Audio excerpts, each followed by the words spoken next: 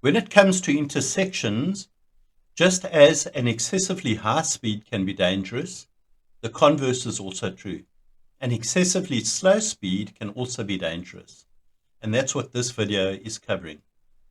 We'll have a look at the animation to start off with, and then discuss why traveling too slowly can be dangerous.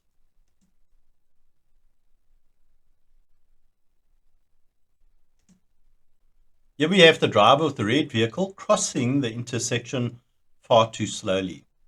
So why is traveling too slowly dangerous? Well, for the simple reason that the slower one travels in crossing an intersection, the longer one spends in the path of oncoming traffic. In other words, the quicker the vehicle had crossed the intersection, the less time that driver would have spent exposed to oncoming traffic. The slower you travel, the more time you spend exposed to that oncoming traffic. Now, it could be a slow vehicle for a number of reasons. Either a driver just traveling too slowly, or it could be a different type of vehicle that's on the road. So we get all sorts of different types of vehicles. Maybe it's a horse-drawn carriage or cart that's trying to cross the road, and so obviously that wouldn't be able to travel too quickly. Or it could be a type of vehicle, a battery-operated vehicle for a person who has some sort of handicap trying to cross the road that would travel too slowly as well. I do have a separate section on the website that covers the different types of vehicles, and I'll put a link to that section in the description of this video below. Yeah, in the real life clip, we've got this driver just crossing the intersection far too slowly, oblivious, and so lands up in the path of the truck.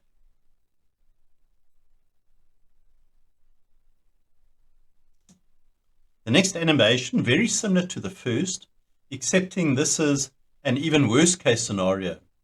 And worst case because the vehicle crossing the intersection actually comes to a complete stop right in the path of oncoming traffic. So as we said a little bit earlier, the slower a vehicle travels, the longer it's exposed to that oncoming traffic. So coming to a complete stop means now you're permanently exposed to that oncoming traffic. We'll have a look at the animation and then go on to the real life clip to follow, and then we'll discuss a few points both from the red driver's perspective as well as the green driver's perspective.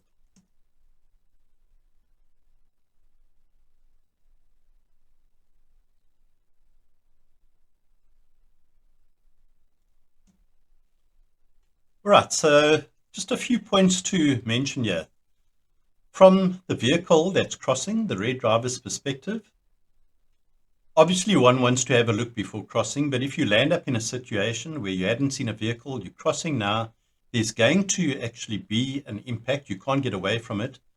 Well, the worst thing to do is to stop directly in the path of that oncoming vehicle. The best thing to do is to try and accelerate out of the way of that vehicle. So provided, of course, there's no other oncoming traffic, and if you're a driver who's alert and aware, then you'd know instinctively whether there is another vehicle approaching on the other side of the road. Maybe you try and accelerate and you're getting to the path of this vehicle, which is traveling even quicker, and you land up in a worse situation. But if possible, try and accelerate out of the way. Now, why do I say accelerate as opposed to maybe slowing down in order to try and let the vehicle pass in front of you? Well, the worst case scenario is if there's a side impact, as we've seen here with the camera. So the impact is directly into the door on the driver's side. You don't want this situation at all. Fortunately, the camera wasn't traveling too quickly, but you can imagine if this was a much higher speed vehicle impacting with the vehicle that's wanting to cross the intersection. You can imagine the driver then taking that side impact directly, and that would be a lot more dangerous and injurious to this driver. So why I say accelerate is because if there is going to be an impact, rather let the vehicle impact you towards the rear of the vehicle as opposed to the middle or the front. And the reason for that, we've mentioned, a side impact directly on the driver is not going to be good. But also the front of the vehicle is a lot heavier because in most cases the engine's in the front of the vehicle, and so there'll be more damage due to the inertia presented by the weight of the engine in the front of the vehicle, whereas the back of the vehicle is a lot lighter. So any impact would likely result in the back of the vehicle being swung around. And as that happens, that energy of the impact is then transferred into kinetic energy due to the vehicle now being swung around.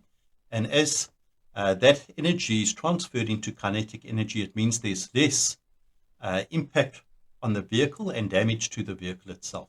So the back's always best location of the vehicle to be impacted. From the camera's perspective, the same is true as well. You want to try and avoid at all costs impacting the vehicle in the side where there's danger of injury either to the driver or passenger.